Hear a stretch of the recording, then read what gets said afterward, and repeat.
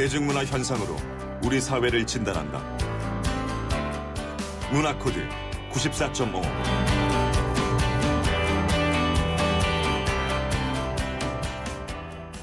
네, 매주 화요일 뉴스 안에 담긴 다양한 대중문화의 코드를 읽어보는 시간입니다. 문화코드 94.5.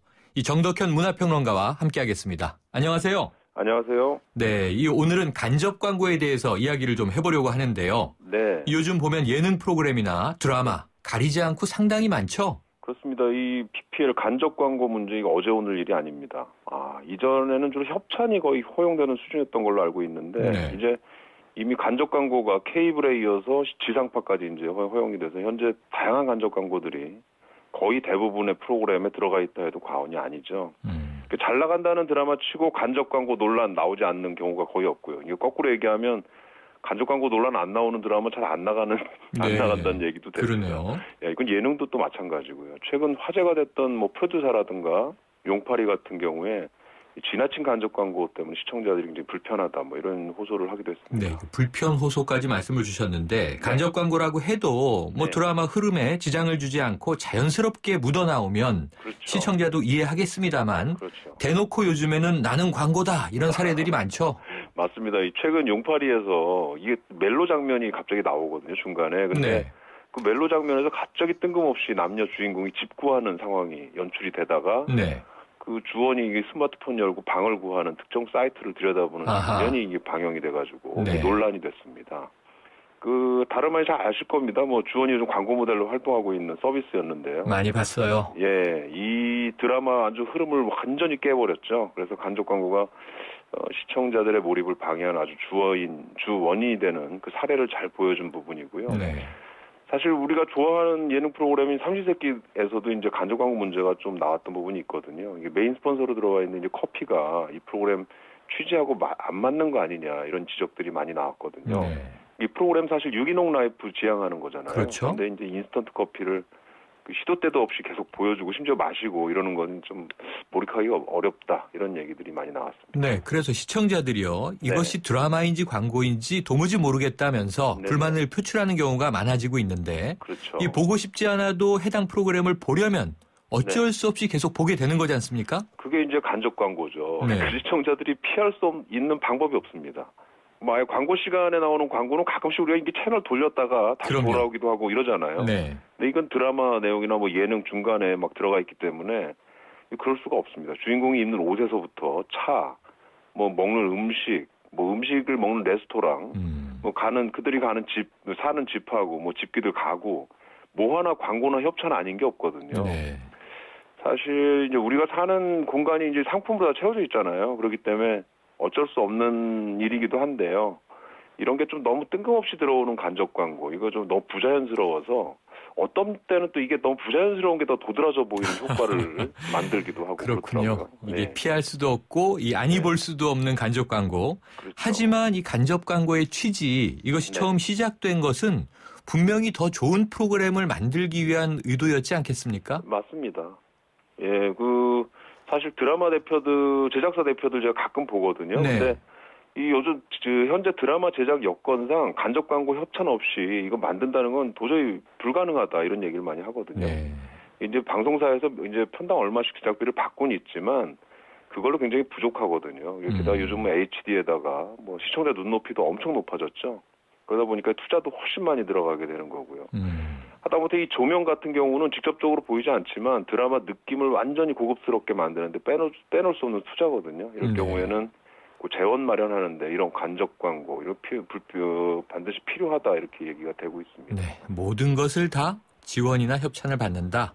이 간접 광고, PPL이 자꾸 많아지고 계속해서 더 많은 간접 광고를 프로그램을 통해서 하려고 하는 것을 보면 이게 그만큼 효과가 있다는 반증 아닐까요? 이거 굉장히 효과가 있습니다. 저희 와이프가요. 드라마 보면 드라마 내용을 봐야 되는데 거기 주인공이 입고 있는 옷을 더 많이 보는 경우가 있어요. 그렇죠. 그만큼 효과가 있다는 건데 요즘 특히 리얼 예능 같은 게 트렌드가 되면서 굉장히 더 효과가 있는 걸로 보여집니다.